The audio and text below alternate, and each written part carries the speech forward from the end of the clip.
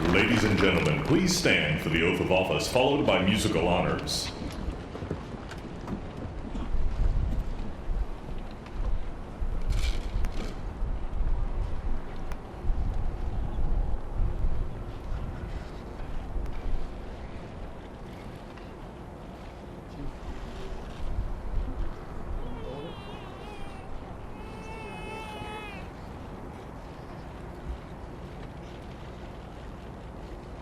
Please raise your right hand and repeat after me. I, Joseph Robinette Biden, Jr., do solemnly swear. I, Joseph Robinette Biden, Jr., do solemnly swear. That I will faithfully execute. That I will faithfully execute. The office of President of the United States. Office of President of the United States. And will, to the best of my ability. Will, to the best of my ability. Preserve, protect, and defend. Preserve, protect, and defend. The Constitution of the United States. The Constitution of the United States. So help you God. So help me God. Congratulations, Mr. President.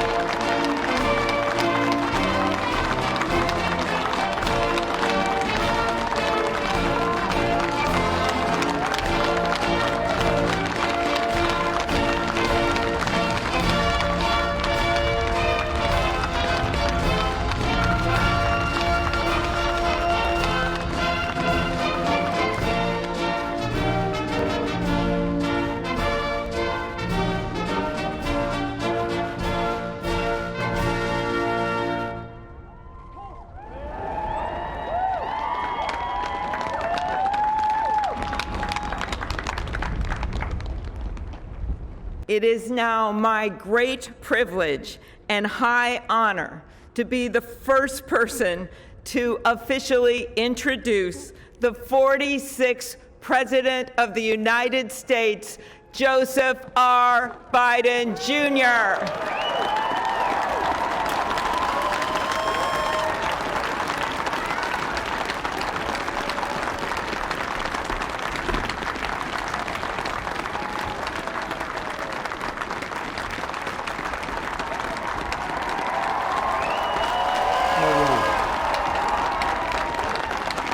Chief Justice Roberts, Vice President Harris, Speaker Pelosi, Leader Schumer, Leader McConnell, Vice President Pence, and my distinguished guests, my fellow Americans. This is America's day. This is democracy's day, a day of history and hope, of renewal and resolve. Through a crucible for the ages, America has been tested anew, and America has risen to the challenge. Today, we celebrate the triumph not of a candidate, but of a cause, the cause of democracy.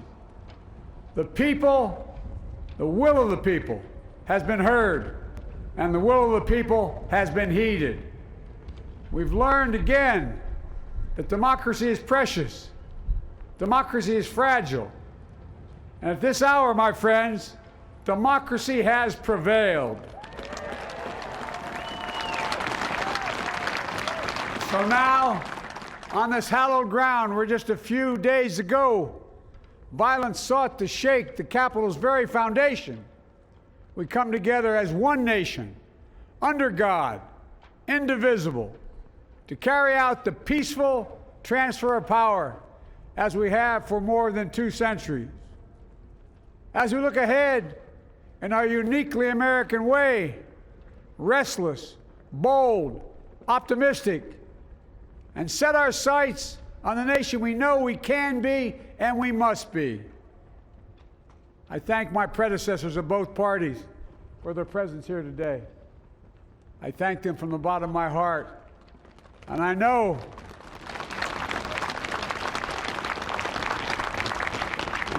the resilience of our Constitution and the strength of our nation, as does President Carter, who I spoke with last night, who cannot be with us today, but whom we salute for his lifetime in service. I've just taken the sacred oath each of those patriots have taken, the oath first sworn by George Washington. But the American story depends not on any one of us, not on some of us, but on all of us, on we the people who seek a more perfect union. This is a great nation. We are good people. And over the centuries, through storm and strife, in peace and in war, we've come so far, but we still have far to go. We'll press forward with speed and urgency, for we have much to do in this winter of peril and significant possibilities. Much to repair, much to restore, much to heal, much to build, and much to gain. Few people in our nation's history have been more challenged or found a time more challenging or difficult than the time we're in now. Once-in-a-century virus that silently stalks the country. It's taken as many lives in 1 year as America lost in all of World War II. Millions of jobs have been lost. Hundreds of thousands of businesses closed. A cry for racial justice, some 400 years in the making, moves us. The dream of justice for all will be deferred no longer.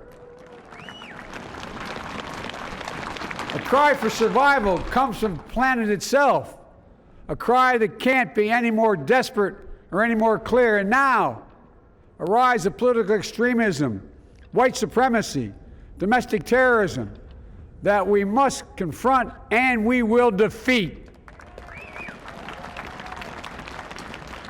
To overcome these challenges, to restore the soul and secure the future of America, requires so much more than words. It requires the most elusive of all things in a democracy: unity. Unity. In another January, on New Year's Day in 1863, Abraham Lincoln signed the Emancipation Proclamation.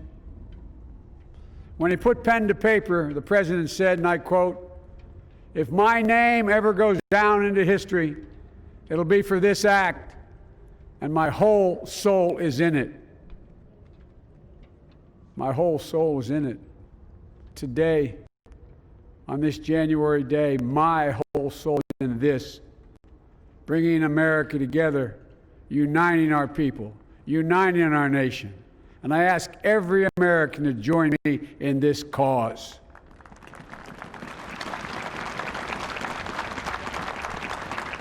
Uniting to fight the foes we face: anger, resentment and hatred, extremism, lawlessness, violence, disease, joblessness, and hopelessness. With unity, we can do great things, important things. We can right wrongs. We can put people to work in good jobs. We can teach our children in safe schools. We can overcome the deadly virus. We can reward work and rebuild the middle class and make health care secure for all. We can deliver racial justice, and we can make America once again the leading force for good in the world. I know speaking of unity can sound to some like a foolish fantasy these days. I know the forces that divide us are deep and they are real. But I also know they are not new. Our history has been a constant struggle between the American ideal that we're all are created equal and the harsh, ugly reality that racism, nativism, fear, demonization have long torn us apart. The battle is perennial, and victory is never assured. Through Civil War, the Great Depression, World War, 9/11, through struggle, sacrifice, and setbacks, our better angels have always prevailed. In each of these moments, enough of us Enough of us have come together to carry all of us forward. And we can do that now. History, faith, and reason show the way of unity. We can see each other not as adversaries, but as neighbors. We can treat each other with dignity and respect. We can join forces, stop the shouting, and lower the temperature. For without unity, there is no peace, only bitterness and fury. No progress, only exhausting outrage. No nation, only a state of chaos. This is our historic moment of crisis and challenge, and unity is the path forward. And we must meet this moment as the United States of America. If we do that, I guarantee you we will not fail. We have never, ever, ever, ever failed in America when we've acted together. And so today, at this time, in this place, let's start afresh, all of us. Let's begin to listen to one another again, hear one another, see one another, show respect to one another. Politics doesn't have to be a raging fire, destroying everything in its path. Every disagreement doesn't have to be a cause for total war. And we must reject the culture in which facts themselves are manipulated and even manufactured.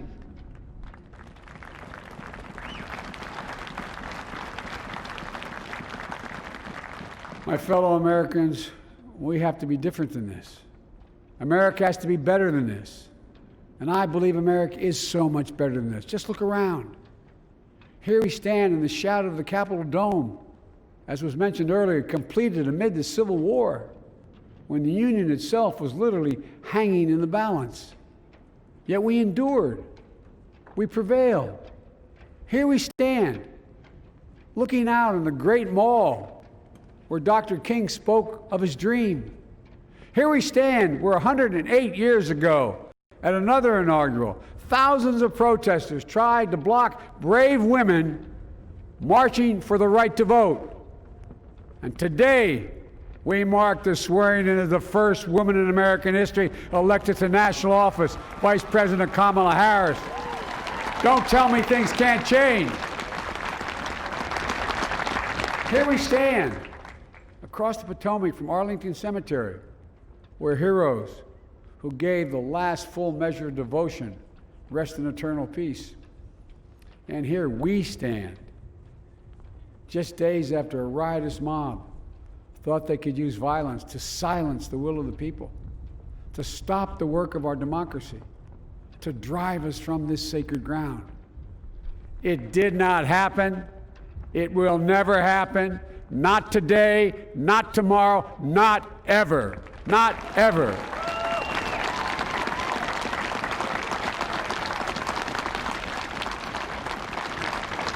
To all those who supported our campaign, I'm humbled by the faith you've placed in us.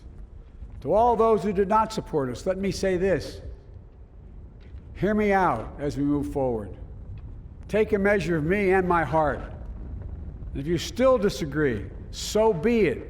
That's democracy. That's America. The right to dissent peaceably within the guardrails of our republic is perhaps this nation's greatest strength. Yet hear me clearly. Disagreement must not lead to disunion. And I pledge this to you. I will be a president for all Americans. All Americans. And I promise you, I will fight as hard for those who did not support me as for those who did.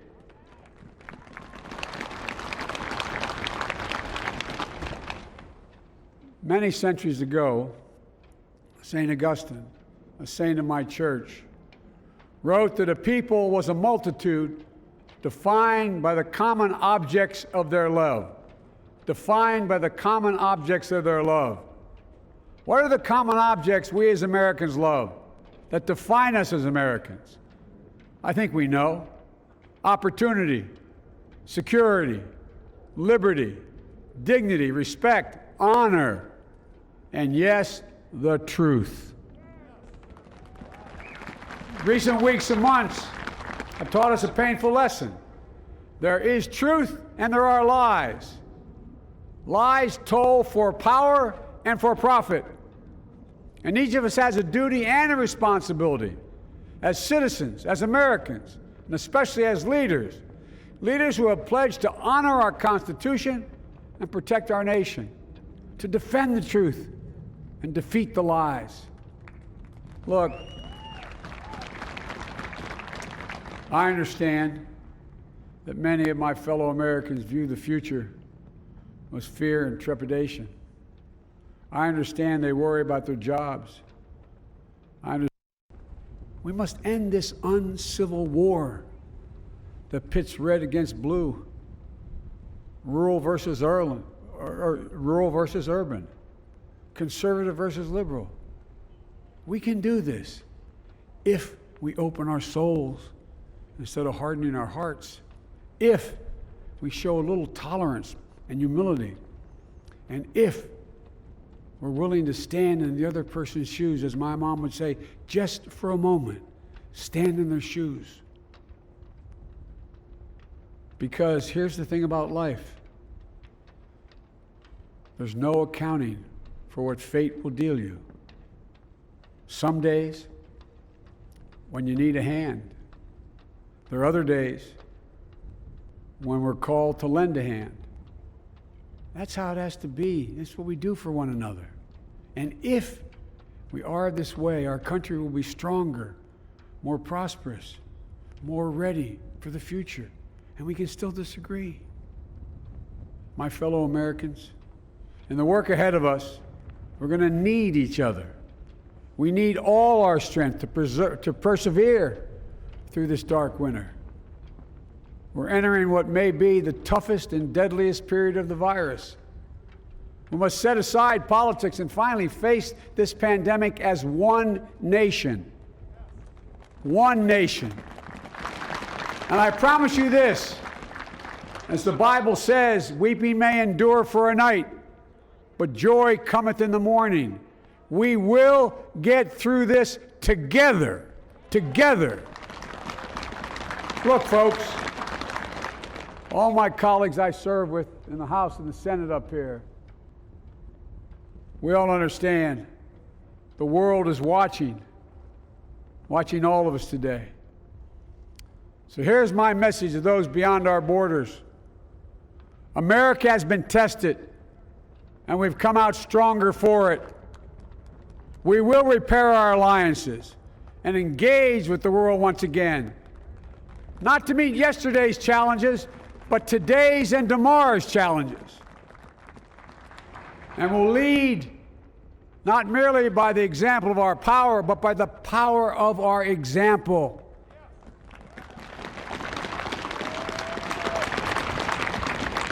We'll be a strong and trusted partner for peace, progress, and security. Look, you all know we've been through so much in this nation. And in my first act as president, I'd like to ask you to join me in a moment of silent prayer. Remember all of those who we lost in this past year to the pandemic. Those 400,000 fellow Americans, moms, dads, husbands, wives, sons, daughters, friends, neighbors, and co-workers. We'll honor them by becoming the people and the nation we know we can and should be. So I ask you, let's say a silent prayer for those who've lost their lives and those left behind, and for our country.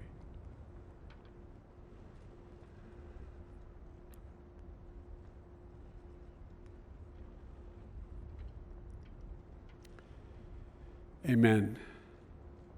Folks, this is a time of testing.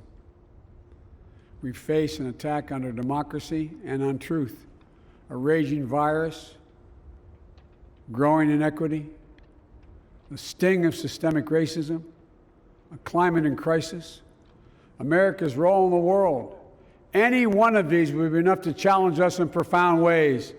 But the fact is, we face them all at once. presenting this nation with one of the gravest responsibilities we've had. Now we're going to be tested. Are we going to step up, all of us? It's time for boldness, for there's so much to do. And this is certain. I promise you, we will be judged, you and I, by how we resolve these cascading crises of our era.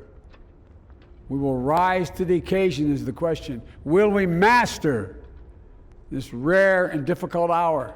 Will we meet our obligations and pass along a new and better world to our children? I believe we must. I'm sure you do as well. I believe we will. And when we do, we'll write the next great chapter in the history of the United States of America, the American story. A story that might sound something like a song that means a lot to me. It's called American Anthem. There's one verse that stands out, at least for me, and it goes like this. The work and prayers of century have brought us to this day. What shall be our legacy? What will our children say?